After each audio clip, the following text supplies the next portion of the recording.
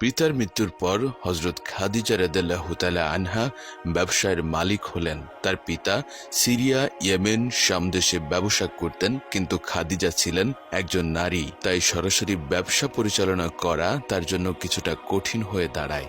এ কারণে তিনি হযরত মুহাম্মদ সাল্লাল্লাহু আলাইহি ওয়াসাল্লামকে একজন উপযুক্ত, সৎ ও বিশ্বস্ত লোক মনে করে একদিন একজন প্রতিনিধির মাধ্যমে তার কাছে প্রস্তাব পাঠালেন। প্রতিনিধি এসে নবীজি সাল্লাল্লাহু আলাইহি ওয়াসাল্লামকে বললেন, আপনি যদি খাদিজার ব্যবসায়ে অংশগ্রহণ করেন তবে আপনাকে অন্যদের তুলনায় বেশি লাভের অংশ দেওয়া হবে। হযরত মুহাম্মদ সাল্লাল্লাহু আলাইহি ওয়াসাল্লাম বললেন, আমি আমার চাচা আবু তালিবের সঙ্গে পরামর্শ করে আপনাকে জানাবো। এরপর তিনি চাচার কাছে গিয়ে প্রস্তাবের কথা জানালেন। আবু তালিব খুশি হয়ে তাকে অনুমতি দিলেন এই কাজে অংশ নিতে। হযরত মুহাম্মদ সাল্লাল্লাহু আলাইহি ওয়াসাল্লাম খাদিজার ব্যবসায় যোগ দিলেন। খাদিজাও তাকে সবকিছু বুঝিয়ে দিলেন। কিছুদিন পর নবী করিম সাল্লাল্লাহু আলাইহি ওয়াসাল্লাম ব্যবসার উদ্দেশ্যে মালপত্র সহ শাম দেশের দিকে রওনা হলেন। সঙ্গে গেলেন খাদিজার বিশ্বস্ত সহকর্মী খুজাইমা ও তার দাস মাইসারা। শামে পৌঁছে রাস্তার পাশে একটি গাছের নিচে বিশ্রাম নিতে তাঁবু ফেললেন। গাছটিতে তখন কোনো পাতা বা ফুল ফল ছিল না, কিন্তু নবীজি সাল্লাল্লাহু আলাইহি ওয়াসাল্লাম গাছের ছায়ায় বসার সঙ্গে সঙ্গে গাছটি পত্র পল্লবে ভরে গেল। এই অলৌকিক দৃশ্য দেখে নাস্তুরা নামে এক খ্রিস্টান পাদ্রী অবাক হলেন এবং নবীজির পরিচয় জিজ্ঞেস করলেন। নবীজির নাম বলার পরে পাদ্রী বলে উঠলেন, ঈসা আলাইহিস সালামের উপর যিনি ইনজিল নাজিল করেছিলেন সেই আল্লাহর কসম করে বলছি, এই ব্যক্তি শেষ নবী। লোকেরা পাদ্রীকে জিজ্ঞেস করল, আপনি কিভাবে বুঝলেন? পাদ্রী বললেন, ধর্মগ্রন্থে যেভাবে শেষ নবীর গঠন, আচরণ ও গুণাবলী বর্ণনা করা হয়েছে সবই এই ব্যক্তির মাঝে বিদ্যমান। তার কথা শুনে লোকেরা খুশি হয়ে নবীজির সব মালপত্র বিক্রি করে দিল এবং দ্বিগুণ লাভ হলো। কাফেলার সঙ্গে নবীজি আবার মক্কায় ফিরে এলেন। হযরত খাদিজা ব্যবসায়িক লাভে যেমন খুশি হলেন, তার চেয়েও বেশি খুশি হলেন নবীজির অলৌকিক ঘটনা শুনে। এরপর তিনি তার ব্যবসার সম্পূর্ণ দায়িত্ব নবীজির হাতে তুলে দিলেন। একদিন নবীজি তার ব্যবসার উদ্দেশ্যে রওনা হলেন। কিছুদিন পর খাদিজা ছাদে উঠে নবীজির আসার পথের দিকে তাকিয়ে থাকলেন। হঠাৎ তিনি দেখলেন দূর থেকে একটি কাফেলা আসছে এবং তার উপর দুটি পাখি ছায়া দিয়ে উড়ে আসছে। এ দৃশ্য দেখে খাদিজার অন্তর আনন্দে ভরে গেল। তখন খাদিজার বয়স ছিল 40 বছর আর নবীজির বয়স ছিল 25 বছর। খাদিজার মনে নবীজির প্রতি ভালোবাসা জন্ম নিল, যা শুধুই আল্লাহর ইচ্ছায় ঘটেছিল। তবে খাদিজা নিজে সরাসরি প্রস্তাব দিতে লজ্জা পেলেন। অবশেষে তিনি তার বিশ্বস্ত আত্মীয় নদিসাকে গোপনে নবীজির কাছে পাঠালেন। আমরা যে এই বিয়েতে আগ্রহী তা যেন তিনি বুঝতে না পারেন। নদিসা নবীজির সঙ্গে ব্যবসার কিছু আলোচনা শেষে তাকে বললেন, আপনি বিয়ে করছেন না কেন?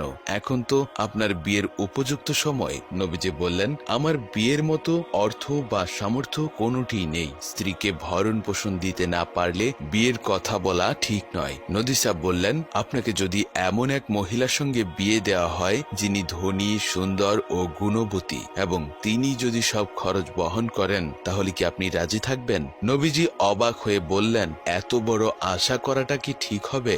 নদিসা বললেন, তিনি আর কেউ নন, তিনি হলেন হযরত খাদিজা রাদিয়াল্লাহু তাআলা আনহা।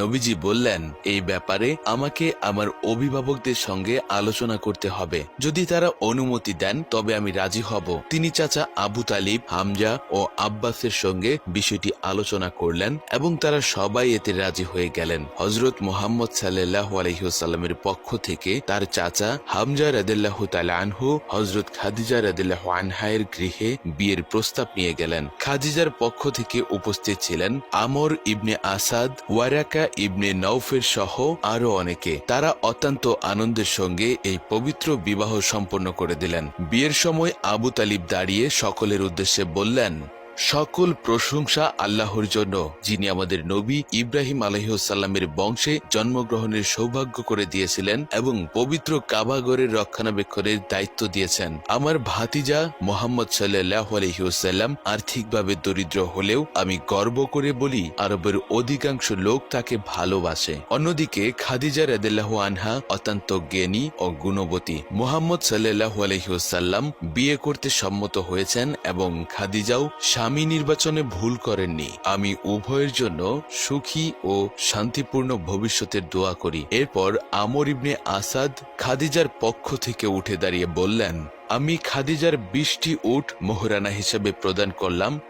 বিয়ের পর ধন সম্পদ সংসার কোনো কিছুই মহানবী সাল্লাল্লাহু আলাইহি ওয়াসাল্লামকে আটকে রাখতে পারলেন না। তিনি বারবার হেরা পর্বতের গুহায় গিয়ে নির্জনে ধ্যানে নিমগ্ন থাকতেন। তিনি ভাবতেন, মানুষ কেন একে অপরকে ঘৃণা করে, কেন রক্তপাত করে, কেন মানুষদের মনে স্নেহ ভালোবাসা নেই। এসব চিন্তা তাকে অস্থির করে তুলত। এইভাবে তিনি দীর্ঘ 15 বছর ধরে আল্লাহর আরাধনায় লিপ্ত ছিলেন। যখন তার বয়স 40 হলো, তখন নবুয়ত লাভের 6 মাস পূর্বে থেকে তিনি নিয়মিত স্বপ্ন দেখতে লাগলেন।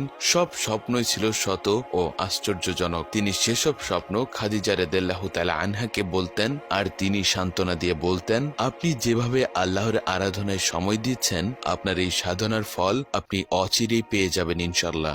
যদি কেউ আপনাকে ডাকে, আপনি তো কখনোই অন্যায় করেননি, তাই আপনার ভয় পাওয়ার কিছু নেই। একদিন যখন মহানবী সাল্লাল্লাহু আলাইহি ওয়াসাল্লাম মাঠের মধ্য দিয়ে হাঁটছিলেন, তখন তিনি শুনলেন, ইয়া মুহাম্মদ। তিনি থমকে উঠলেন। শুনতে পেলেন, ভয় পাবেন না, আল্লাহ শীঘ্রই আপনার উপর এক গুরুত্বপূর্ণ দায়িত্ব অর্পণ করবেন। আপনি হবেন আল্লাহর রসুল। মানুষকে সত্যের পথে আহ্বান করা হবে আপনার কাজ। তিনি আকাশের দিকে তাকিয়ে দেখলেন, জিব্রাইল আলাইহিস সালাম মানুষের রূপে আকাশের এক প্রান্তে এক পা, অন্য প্রান্তে আরেক পা রেখে দাঁড়িয়ে আছেন। এরপর তিনি আবার হেরার গুহায় ধ্যানে বসলেন। সেখানে হঠাৎ করে জিব্রাইল আলাইহিস সালাম তার সামনে এসে বললেন, হে মুহাম্মদ সাল্লাল্লাহু আলাইহি ওয়াসাল্লাম, আমি জিব্রাইল। আমি এসেছি আল্লাহর পক্ষ থেকে সুসংবাদ নিয়ে। আপনিই হবেন শেষ নবী, আল্লাহর প্রেরিত রাসূল। জিব্রাইল আলাইহিস সালাম তখন তার হাতে একটি সবুজ রেশমি কাপড়ের খণ্ড ধরিয়ে দিয়ে বললেন, পড়ুন। নবীজি বললেন, আমি পড়তে পারি না। তখন জিব্রাইল আলাইহিস সালাম তাকে জড়িয়ে ধরে জোরে চাপ দিয়ে আবার বললেন, পড়ুন। তখন তিনি বললেন, পড়ুন তোমার প্রভুর নামে। তিনি মানুষকে সৃষ্টি করেছেন একটি জমাট রক্তপিণ্ড থেকে। পড়ুন, তোমার প্রভুই সবচেয়ে দয়ালু, যিনি কলমের মাধ্যমে জ্ঞান দান করেছেন, মানুষকে শিখিয়েছেন যা সে জানত না। সূরা আল আলাক আয়াত 1 থেকে 5। এই ছিল প্রথম ওহী। পবিত্র কুরআনে প্রথম 5 আয়াত। কম্পিত কণ্ঠে তিনি খাদিজা রাদিয়াল্লাহু তাআলা আনহার কাছে সবকিছু বললেন। খাদিজা রাদিয়াল্লাহু আনহা তাকে জড়িয়ে ধরে বললেন, আপনি চিন্তা করবেন না, আল্লাহ আপনাকে যে দায়িত্ব দিয়েছেন, তিনি নিশ্চয়ই সেই দায়িত্ব পালনের শক্তিও দেবেন। এরপর খাদিজা রাদিয়াল্লাহু আনহা সব ঘটনা তার চাচাতো ভাই ওয়ারাকা ইবনে নওফেলকে জানালেন। ওয়ারাকা সব শুনে খুশি হয়ে বললেন, এই ফেরেশতাই সেই জিব্রাইল, যিনি মুসা আলাইহিস সালাম ও ঈসা আলাইহিস সালামের নিকট আল্লাহর বাণী আনতেন। আমি যদি তখন জীবিত থাকি, তবে অবশ্যই নবীজিকে সাহায্য করব, কারণ তার নিজের আত্মীয়রাই একদিন তাকে দেশ ছাড়া করবে। এরপর দ্বিতীয়বার হযরত জিব্রাইল আলাইহিস সালাম আবার কোরআনের আয়াত নিয়ে এলেন। তিনি বললেন, হে চাদরাবৃত ব্যক্তি, উঠুন এবং সতর্ক করুন, আপনার প্রতিপালকের শ্রেষ্ঠত্ব বর্ণনা করুন, সব পাপ ও অন্যায় থেকে নিজেকে দূরে রাখুন। এমন কোনো দান করবেন না যা ফেরত পাওয়ার আশা নিয়ে করা হয় বা যেটা বাড়বে এই ভেবে দেওয়া হয়, আর আপনি আল্লাহর নামে ধৈর্য ধরুন। মহান আল্লাহ তাআলা কোরআনের যত বাণী নাজিল করতেন, নবীজি সাল্লাল্লাহু আলাইহি ওয়াসাল্লাম তা একবার শোনা মাত্রই মুখস্থ করে ফেলতেন। এরপর তিনি সাহাবাদের সামনে তা পাঠ করতেন। সাহাবাগণ এমন ভাবে মুখস্থ করতেন যে মৃত্যুর আগ পর্যন্ত তা কেউ ভুলতেন না। এরপর থেকে মহানবী সাল্লাল্লাহু আলাইহি ওয়াসাল্লাম আর জিব্রাইল আলাইহিস সালামকে দেখে ভয় পেতেন না। দ্বিতীয়বার যখন কোরআনের আয়াত নাজিল হলো, তখন তিনি ইসলাম প্রচার শুরু করলেন। প্রথমে তিনি এই বার্তা পৌঁছে দিলেন বিবি খাদিজার কাছে, আর তিনি প্রথম ইসলাম ধর্ম গ্রহণ করলেন। তিনি হলেন প্রথম মুসলিম। মহানবী সাল্লাল্লাহু আলাইহি ওয়াসাল্লামের সাথে বিবি খাদিজার বিবাহের পর মক্কার লোকেরা খাদিজার বিরুদ্ধে কানা ঘোষা শুরু করলো। তারা বলল, খাদিজা তো ধনী মহিলা, অথচ তিনি দরিদ্র মুহাম্মদকে বিয়ে করেছেন। এটা কত বড় ভুল করেছে। এ কথা শুনে খাদিজা রাদিয়াল্লাহু তাআলা আনহা দুঃখ পেয়ে একটি ভোজের আয়োজন করলেন। মক্কার সব বড় লোকদের তিনি দাওয়াত দিলেন। তারা সবাই হাজির হলেন। ভোজ শেষে খাদিজা বললেন, আমার আপনাদের কাছে কিছু বলার আছে। তারা জিজ্ঞেস করলো, কি বলবেন? তিনি বললেন, আমি ধনী হয়ে দরিদ্র মুহাম্মদকে বিয়ে করেছি, এটা কি অন্যায় হয়েছে? তারা তারা বলল, হ্যাঁ ভুল করেছেন, আপনি তো অনেক ধনী লোক পেতেন, তাদের যে কাউকে বিয়ে করতে পারতেন, এখনো সময় আছে, তাড়াতাড়ি তালাক দিন। খাদিজা বললেন, আমি আপনাদের কাছে কোনো বিচার চাইনি, আমি নিজেই সিদ্ধান্ত দেব। এখন বলুন, আমার স্বামী গরিব বলেই কি আপনারা তাকে অপমান করছেন? তারা বলল, হ্যাঁ গরিব বলেই এসব বলছি। খাদিজা তখন জোর কণ্ঠে বললেন, তাহলে শুনে রাখুন, আজ থেকে আমার সব ধন সম্পদ, বাড়ি ঘর আমি আমার স্বামী মুহাম্মদ সাল্লাল্লাহু আলাইহি ওয়াসাল্লামকে দান করে দিলাম। এখন থেকে আমি আর কোনো সম্পদের মালিক নই। আমার স্বামী এই সম্পদ যেভাবে ইচ্ছা খরচ করবেন, আর যদি তিনি আমাকে তার দাসী হিসেবেও গ্রহণ করেন তাহলেও আমি ধন্য হব। তিনি আরো বললেন, আজ থেকে আমার স্বামী আরবের ধনী ব্যক্তি হিসেবে পরিচিত হবেন। একথা শুনে উপস্থিত সবাই লজ্জা পেয়ে গেল। মহানবী সাল্লাল্লাহু আলাইহি ওয়াসাল্লাম বললেন, খাদিজা, আমার এই সম্পদের দরকার নেই, আমি আমার বর্তমান অবস্থাতে ভালো আছি। খাদিজা বললেন, আপনি এখন আরবের একজন ধনী ব্যক্তি, আপনি এতিম, গরিব ও অসহায়দের সাহায্য করবেন। ইসলাম যেন ক্ষতিগ্রস্ত না হয়, কেউ যেন বলার সুযোগ না পায় মুহাম্মদ গরিব। যখন মহানবী সাল্লাল্লাহু আলাইহি ওয়াসাল্লাম সম্পদের মালিক হন, তখন তিনি দান করতে লাগলেন দু হাতে। তিনি 3 বছরে গোপনে ইসলাম প্রচার করলেন। তারপর চতুর্থ বছরে আল্লাহ পাক তাকে নির্দেশ দিলেন প্রকাশ্যে দাওয়াত দিতে। তখন তিনি সবাইকে ডেকে বললেন, তোমরা মিথ্যা বাদ দাও, আল্লাহর উপর বিশ্বাস রাখো, এতে তোমাদের ইহকাল ও পরকালে মঙ্গল হবে। আমি আল্লাহর পক্ষ থেকে তোমাদেরকে ইসলামের পথে ডাকছি, আমি আল্লাহর প্রেরিত রসুল। নবীজির এ কথা শুনে সবাই প্রথমে চুপচাপ ছিল, কিন্তু হঠাৎই আবু লাহাব চিৎকার করে বলল, তুমি এত বড় সাহস কোথা থেকে পেয়েছো? আমাদেরকে এইসব বলার জন্য ডেকেছো? এই বলে সে দলবল নিয়ে চলে গেল। এরপর আবু লাহাব ও তার স্ত্রী গ্রামে গ্রামে গিয়ে মহানবীর বিরুদ্ধে মিথ্যা কথা ছড়াতে লাগলো। একদিন আবু লাহাব ও আবু জাহেল সবাইকে ডেকে বলল, তোমাদের বাপদাদার ধর্ম ত্যাগ করতে বলছে মুহাম্মদ, কেউ তার কথা শুনবে না, সে পাগল হয়ে গেছে। এইসব শুনে মানুষজন আবু তালিবের কাছে গিয়ে অভিযোগ করলো। তারা বলল, আপনার ভাতিজাকে থামান, না হলে আমাদের হাতে দিন। আমি জীবিত থাকতে মুহাম্মদকে তোমাদের হাতে তুলে দিতে পারি না, যদিও আমি তার ধর্ম গ্রহণ করিনি। এরপর কুরাইশ নেতারা নবীজির কাছে এসে বলল, আপনি যা চান আমরা দেব, ধন দৌলত, রাজত্ব, সুন্দরী নারী, সবকিছু, শুধু এই নতুন ধর্ম প্রচার বন্ধ করুন। তিনি বললেন, তোমরা ধন দৌলত, বাদশাহী, সুন্দরী নারী, এমনকি আকাশের চাঁদও যদি আমার হাতে এনে দাও, তবুও আমি ইসলাম প্রচার বন্ধ করব না। এরপর মহানবী সাল্লাল্লাহু আলাইহি ওয়াসাল্লাম প্রচার করতে গিয়ে নানা বিপত্তির মুখোমুখি হতে লাগলেন। বিবি খাদিজা সবসময় তার পাশে থেকে সাহস, মনোবল ও ভালোবাসা দিয়ে সহযোগিতা করতেন। তিনি বলতেন, হে আল্লাহর নবী, কাফেরদের ভয় পাবেন না, আপনি আল্লাহর উপর ভরসা রাখুন। আল্লাহ যদি সহায় হন তাহলে কেউ আপনার কোনো ক্ষতি করতে পারবে না। বিপদের সময় খাদিজা রাদিয়াল্লাহু তাআলা আনহা যেন নবীজির ছায়া হয়ে পাশে থাকতেন। একদিন নবী করিম সাল্লাল্লাহু আলাইহি ওয়াসাল্লাম গুহায় ধ্যানমগ্ন ছিলেন। সে সময় জিবরাইল আলাইহিস সালাম এসে বললেন, হে আল্লাহর রাসূল, খাদিজা রাদিয়াল্লাহু আনহা আপনার জন্য খাবার নিয়ে এসেছে, আপনি তাকে জানিয়ে দিন মহান আল্লাহ তাকে সালাম জানিয়েছেন, আর এই সুসংবাদও দিন যে ইসলামের সেবার জন্য আল্লাহ তার জন্য জান্নাতে ইয়াকুত পাথরের তৈরি মুক্তা খচিত এক সুন্দর প্রাসাদ তৈরি করেছেন। এই বলে জিবরাইল আলাইহিস সালাম চলে গেলেন। এরপর খাদিজা রাদিয়াল্লাহু তাআলা আনহা খাবার নিয়ে এলেন এবং নবীজি বললেন, খাদিজা, আজ তোমার জন্য দারুণ এক সুসংবাদ আছে, আল্লাহ পাক তোমাকে সালাম জানিয়েছেন। এই কথা শুনে খাদিজা রাদিয়াল্লাহু আনহা আনন্দে কেঁদে ফেললেন। তিনি বললেন, হুজুর, আমি জানি না আল্লাহর সালামের জবাব কিভাবে দিতে হয়, আপনি অনুগ্রহ করে আমার পক্ষ থেকে জবাবটা দিয়ে দিন। মহানবী সাল্লাল্লাহু আলাইহি ওয়াসাল্লাম বিবি খাদিজার সাথে দীর্ঘ 25 বছর সংসার করেছেন। এই দীর্ঘ 25 বছরে তিনি আর কখনো বিবাহ করেননি। পরবর্তীতে তিনি কয়েকটি বিবাহ করেন, তবে সবগুলোই খাদিজা রাদিয়াল্লাহু তাআলা আনহার ইন্তেকালের পর। তাদের বিবাহের পর প্রথম 5 বছর কোনো সন্তান হয়নি। এরপর 4 কন্যা এবং 2 পুত্র সন্তানের জন্ম দেন। খাদিজা রাদিয়াল্লাহু আনহা বললেন, হুজুর, যদি আপনি আমার 3টি প্রশ্নের জবাব দিতেন তবে আমার অন্তর শান্তি পেত। নবী করিম সাল্লাল্লাহু আলাইহি ওয়াসাল্লাম বললেন, বলো তোমার প্রশ্ন কি? তিনি বললেন, প্রথমত আমার জানাজার নামাজ আপনি পড়াবেন। দ্বিতীয়, যখন আমাকে কবরে রাখবেন তখন আপনার একটি জামা আমাকে পরিয়ে দিবেন। এই জামার বরকতে কবরের 2 পাশ থেকে যেন আমার উপর চাপ না পড়ে। তৃতীয়, যখন সবাই চলে যাবে যাবে তখন আপনি আমার কবরের পাশে বসে থাকবেন, কারণ মুনকার ও নাকির ভীষণ রূপ ধারণ করে এসে দাঁড়াবে, তখন মানুষের হুঁশ থাকবে না। আমি হয়তো ভুল করে উত্তর দিতে পারবো না, তখন যদি ভুল করি আপনি আমার পক্ষ থেকে উত্তর দিয়ে দিবেন। নবী করিম সাল্লাল্লাহু আলাইহি ওয়াসাল্লাম সব অনুরোধে সম্মতি দিলেন। খাদিজা রাদিয়াল্লাহু আনহা বুঝতে পারলেন তার দুনিয়ার সময় শেষ হয়ে এসেছে।